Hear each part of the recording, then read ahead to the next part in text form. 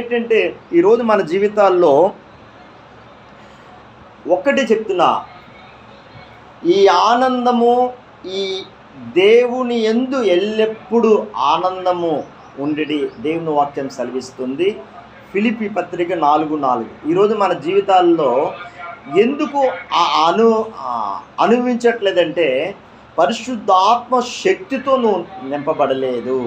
దేవుని ఆత్మశక్తితో నువ్వు నింపబడితే నిజంగా మన ప్రభువు ఆ ఆనందాన్ని కలిగజేస్తాడు. మనకి ఉన్నా లేకపోయినా, మనకి ఏది లేకపోయినా నా ప్రభు నాతోనే ఉన్నాడు, నా ప్రభు నాలోని నివాసం చేస్తున్నాడు. ఆ ఆనందము ఈ లోకంలో ఎక్కడ కూడా దొరకదు. నేను ఒక్కటి చెప్తున్నాను, ఎక్కడ కూడా దొరకదు. అందుకని సొలొమోన్ మహారాజు ప్రసంగి గ్రంథానికి రాస్తున్నాడు. ఇందాక చదివాను కదా, ఆ లోకములో ఉన్న వాటిని నేను అనుభవించాను.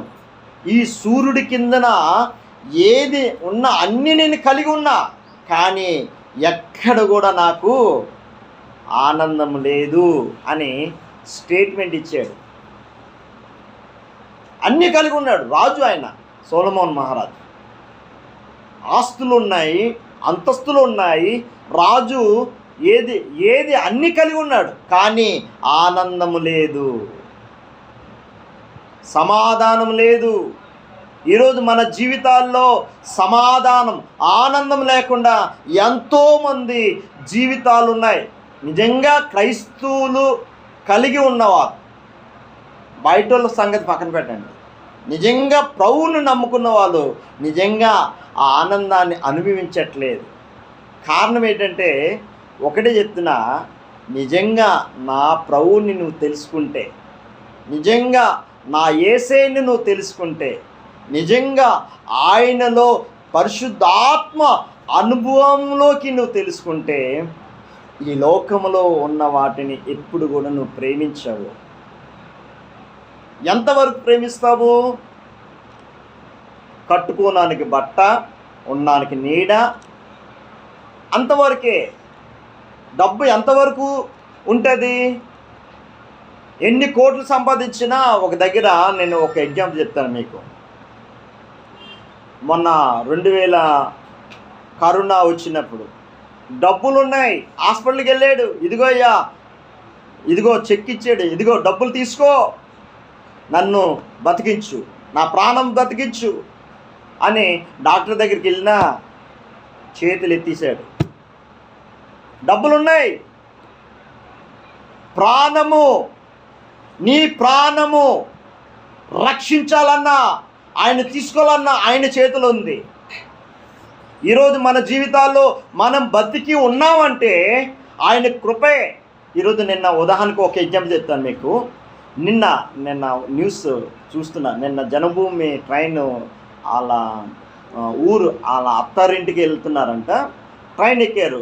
అక్కడ సిస్టమ్ ఏంటంటే ఆ ట్రైన్ దగ్గర S3లోనే ఎక్కాలా, S8లో ఎక్కాలా, S3లో ఎక్కారు. ఆ సీట్లో కూర్చున్న తర్వాత ఆ పిల్లలు, వాళ్ళ భార్య, వాళ్ళ భర్త ట్రైన్ ఎక్కేసి పంపించాడు ఆ సేమ్ సీట్లో. వాళ్ళు ఏంటన్నారంటే ఇది తప్పడింది, S8లో ఎక్కాలని గట్కేశ్వర్ స్టేషన్ దిగేసి ఒక 4 S3 S8 అంటే 5 పెట్టెల తర్వాత ఈ పెట్టుంది. అక్కడికి ఎక్కే లోపలికి బండి దిగి 1 సెకండ్ ఆగింది, 1 నిమిషం ఆగింది. దిగిన తర్వాత ఆ పెట్టెలోకి ఎక్కే లోపలికి ఈ పిల్లలు మరి వాళ్ళ మిస్సెస్ ఎక్కే లోపలికి మరి మా ట్రైన్ ఎక్కేటప్పుడు కిందన జారి కింద పడిపోయింది. సెకండ్లోనే చనిపోయింది. అనుకోలే, ఫోన్ చేశారు, వెళ్తున్నామని. ఈరోజు నేను బతికి ఉన్నానంటే, ఈరోజు దేవుడు మనకి ఆయుస్సు ఇస్తున్నాడంటే, ఈరోజు మన దేవుడు మనము బతికి ఉన్నామంటే ఆరోగ్యం ఇచ్చాడు మనకి. ఈరోజు ఎంతోమంది హాస్పిటల్లో ఉన్నారు. దాన్ని బట్టి మనము దేవుణ్ణి కృతజ్ఞతాస్తుతులు చెల్లించాలా. ఎల్లప్పుడూ ప్రభువుని లోనే ఆనందించాలా. ప్రభా, ఈరోజు నేను చూస్తున్నానంటే నా గొప్పతనం కాదయ్యా, నా క్రియలు కాదు ప్రభా, నా నీతి కాదు ప్రభా, నీ కృప ద్వారా నేను జీవిస్తున్నాను తండ్రి. నీ కృప లేనిది నేను బ్రతకలేను ప్రభా. నువ్వే, నీలోనే నాకు ఆనందం ఉంది ప్రభా, నీలోనే నేను జీవిస్తున్నానయ్యా. నువ్వు లేకపోతే ఒక్క సెకండ్ కూడా నేను బ్రతకలేను ప్రభా.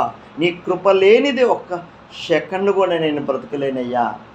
కృతజ్ఞతాస్తుతులు చెల్లిస్తున్నామా మనం? ఈరోజు మన జీవితాల్లో ఎందుకు మనము ఆనందించట్లేదంటే ఒక్కసారి చెప్తున్నాను, నిజంగా మన ప్రభువుని నువ్వు తెలుసుకోవట్లేదు. నిజంగా నా ప్రభువుని నేను తెలుసుకుంటే ఈ లోకములో ఉన్న వాటిని ఇప్పుడు కూడా ప్రేమించవు. నా ప్రభువే నా రక్షకుడు, ఆయన తప్ప నాకు ఎవ్వరూ లేరు. ఈ మనసు ఎప్పుడైతే మన ప్రభుకి ఇస్తామో, ఎవ్వరు కూడా నాకు, నా కుమారుడు ఉన్న, నా భార్య ఉన్న, నాకేం అక్కడ నా ప్రభు తప్ప నాకు ఎవరు లేరు. ఎవరు నాకు చూడరు. డబ్బు ఉంటే చూస్తారు. అంటే డబ్బులు బట్టే మనకి రెస్పెక్ట్ ఇస్తున్నారు. ఆ ప్రేమ వ్యర్థమే. యేసయ్య ప్రేమ శాశ్వతమైన ప్రేమ. డబ్బు కాదు శాశ్వతం. యేసయ్య నీ కోసం ప్రాణం పెట్టాడు ఆయన. ఈ లోకంలో ఇప్పుడు ఎవరు చూస్తున్నా డబ్బు డబ్బు డబ్బు. డబ్బు ఎంతవరకు? కొంతవరకే. అది అన్నిటినీ మనం కొనలేము. కొంతవరకే అది. అన్నిటి కొనలేం. రిలయన్స్ అంబానీ ఉన్నాడు, వాళ్ళ కొడుకుని కోట్లు ఉన్నాయి, కానీ ఆ వ్యాధిని నిర్మూలన చేయలేకపోయింది. పెద్ద పెద్ద డాక్టర్లు ఉన్నారు, డబ్బులు ఇచ్చి కొనలేడు. కానీ ఈరోజు మన జీవితాల్లోని నిజమైన ఆనందం మన ప్రభువులోనే ఉంది. నేను ఒకసారి చెప్తున్నా, దేవుని వాక్యానికి లోబడి, దేవునికి లోబడితే దేవుడు నీ పక్షంగా యుద్ధం చేస్తాడు. ఆయన దేవుడు వాక్యం సెలవిస్తుంది. ఈరోజు మన జీవితాల్లో నూతన బలము మనకు అనుగ్రహిస్తున్నాడంటే ఆయన కృపే. వాక్యం సెలవిస్తుంది. దేవుడు ఈ సంఘాన్ని ఎందుకు ఇచ్చాడంటే ఏదో ఆడుకున్నానికి సంఘాన్ని ఇవ్వలే. ఆయన రక్తం ఇచ్చి కొనుక్కున్నాడు ఈ సంఘాన్ని. ఎందుకు ఇచ్చాడు? 6 రోజులు కష్టపడమన్నాడు, కూర్చోమని చెప్పలే. కష్టపడి 7వ దినాన్ని నన్ను, పరిశుద్ధ దినాన్ని నన్ను ఆరాధించమన్నాడు దేవుడు. 7వ దినం కూడా నువ్వు వెళ్ళావనుకో, నువ్వు ఇచ్చిన కష్టము హాస్పిటల్ పాలు, ఎక్కడో ఏదో ఒక రోగం వచ్చిందనుకో, ఒక్క రోజుకే 10,000 20,000 అయిపోతుంది. కరెక్టే కదా? ఈరోజు దేవుడి కన్నా మన ప్రభు మాటకి ఎప్పుడైతే లోబడతామో అప్పుడే దీవెన మన మీదకి వస్తుంది. ఆయన చేతిలో 5,000 పెట్టిన 50 కోట్లు చేయగల సర్వశక్తి గల దేవుడు మన దేవుడు. 5 రొట్టెలు 2 చేపలు ఆయన చేతులు పెట్టినప్పుడు 5,000 మందికి ఆహారము భుజించారు. హల్లెలూయా. ఆయన చేతిలో ఎన్ని రొట్టెలు పెట్టారు? 5 రొట్టెలు 2 చేపలు. ఎంతమందికి తిన్నారు? 5,000 మంది తిన్నింది కాక 12 గంపలు ఎత్తారంట. ఈరోజు మన జీవితాల్లో మన ప్రయాసమంతా, ఎంత ప్రయాసపడినా ప్రభు ఆశీర్వాదం లేకపోతే, దేవుడు దీవెన లేకపోతే, దేవుడు మనల్ని దీవించకపోతే మన ప్రయాసం అంతా వ్యర్థమవుతుంది. మనం ఎంత కష్టపడినా ఆయన దీవెనుంటే, ఆయన దీవిస్తే విస్తరిస్తుంది. అబ్రహాము నమ్మెను. అబ్రహాము అంత ధనవంతుడిలో భూలోకంలో ఎవరు లేరు. అంతగా దేవుడు హెచ్చించాడు. అబ్రహాము వారసులు మనం. అబ్రహాము ఆశీర్వాదము మన మీదకి, మన పిల్లల మీదకి వస్తుంది. ఈరోజు మన జీవితాల్లో ఆనందము కలిగి లేకపోతే మనం ఒక్కటే చెప్తున్నాను. ఈరోజు దేవుని వాక్యం సెలవిస్తుంది. ఒకసారి చూద్దాం. మత్తయి సువార్త 6వ అధ్యాయం 25వ వచనం.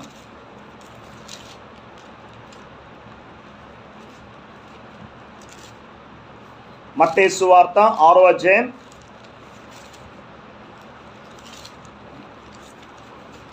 7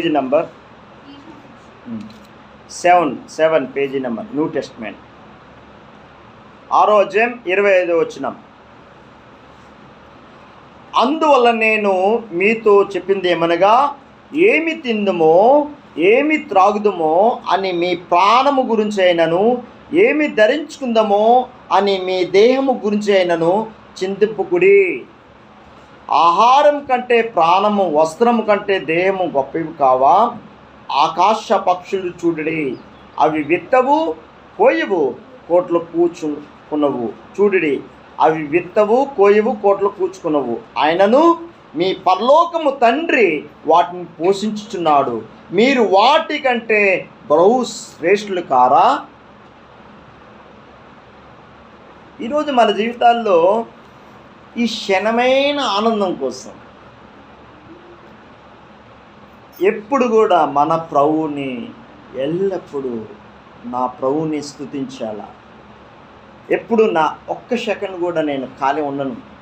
ఎప్పుడు ఖాళీ ఉంటే ప్రభువుని వాక్యము, ప్రభు ఆ పాటలే నేను ఆలకిస్తాను తప్ప, ప్రభు ఆత్మ మనలో ఉన్నప్పుడు ఆ ఆత్మ ఏం చేస్తుందంటే ఎప్పుడు వాక్యాన్ని ధ్యానించమంటుంది.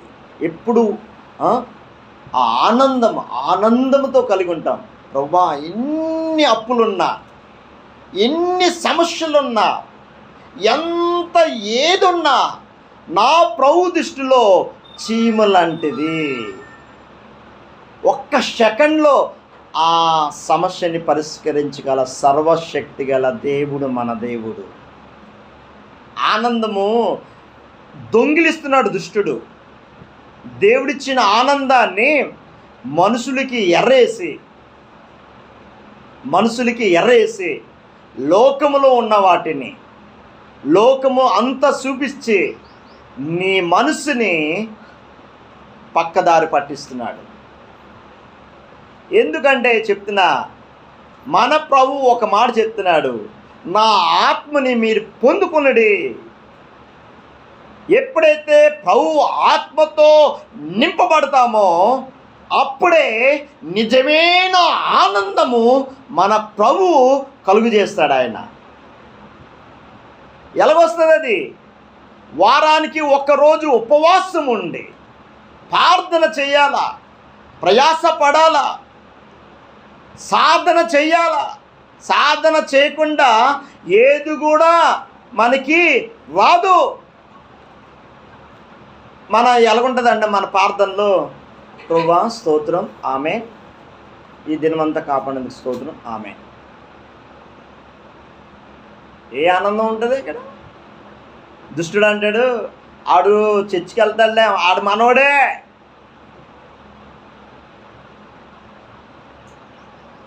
ఎప్పుడు వస్తుంది దేవుని ఆత్మ మనలోకి? ఎప్పుడు వస్తుంది?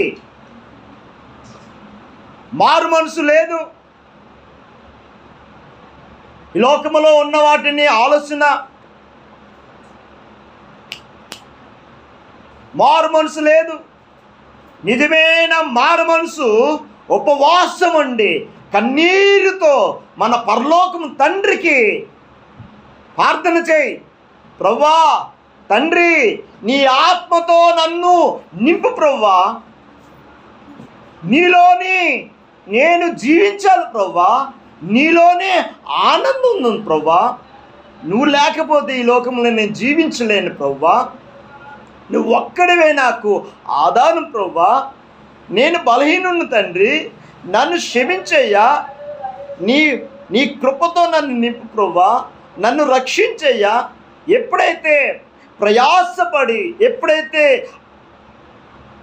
ఉపవాసం ఉండి నీ గదిలోకి వెళ్ళి తలుపు వేసుకోమని ప్రార్థన చేస్తే, నిజమైన ప్రార్థన, యథార్థమైన ప్రార్థన, విరిగిన నలిగిన హృదయముతో ప్రయాసపడితే పరిశుద్ధాత్ముడు మనలోకి వచ్చి దేవుని ఆనందాన్ని కలిగి చేస్తాడు.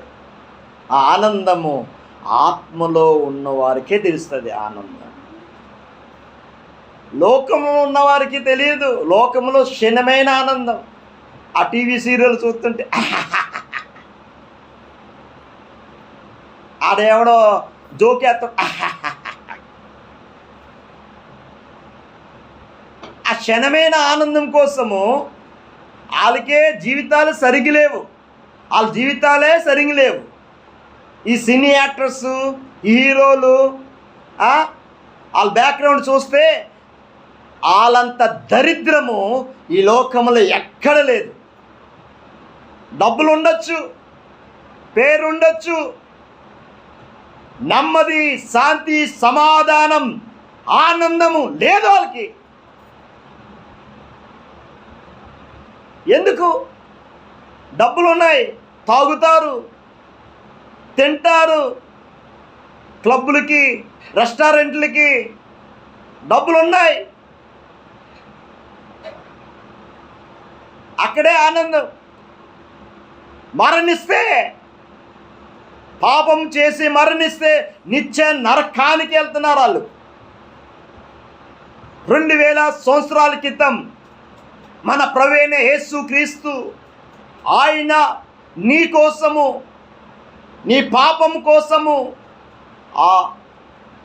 ఈ భూలోకములో, శూన్యములో, ఇజ్రాయేలు దేశములో, బెత్లెహేము గొల్గొత్త కొండ మీద నీ కోసము, ఈ లోక ప్రజల పాపాల నిమిత్తం అందరి కోసము ఆయన ప్రాణం పెట్టి, ఆయన రక్తం చిందించి ప్రతి మానవుడు చేసిన ప్రతి పాపాన్ని కడిగి నిత్య జీవము మనకి అనుగ్రహించాడు.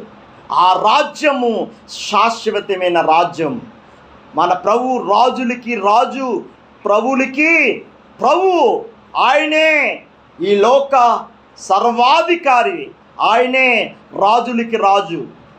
ఆయన రాజ్యములో మనం అడుగు పెట్టాలంటే ఇక్కడ ఆ దేవుడిలో ఉన్న ఆనందము పరిశుద్ధాత్మ ద్వారా దేవుని శక్తితోని ఎప్పుడైతే నింపబడతామో అప్పుడే నిజమైన ఆనందం అనుభవిస్తాము. ప్రార్థన లేదు, ఉపవాసం ప్రార్థన లేదు, వారానికి ఒక్కరోజు ఉండండి. డాక్టర్ గారు కూడా చెప్పారు, ఆరోగ్యం మంచిగా ఉండాలంటే, మంచిగా హెల్త్గా ఉండాలంటే వారానికి ఒక్కరోజు ఉపవాసం ఉండి తలుపు వేసుకొని మన ప్రభువుని, మన బలహీనతలన్నీ మన ప్రభు దగ్గర ఒప్పుకున్నప్పుడు పరిశుద్ధాత్మదేవుడు మనలోకి వచ్చి, పరిశుద్ధాత్మదేవుడు మనలో ఉండి ఆయన నడిపిస్తాడు. ఎంతవరకు? నిత్య జీవానికి నడిపిస్తాడు. ఆయనలో ఉన్న ఆనందము మనకు అనుగ్రహిస్తాడు. ఈరోజు మన జీవితాల్లో ఎందుకు మనము ఆనందించట్లేదంటే, ఈ రుచి చూడట్లేదంటే ఈ అనుభవంలోకి వచ్చినప్పుడే వస్తుంది ఆనందం.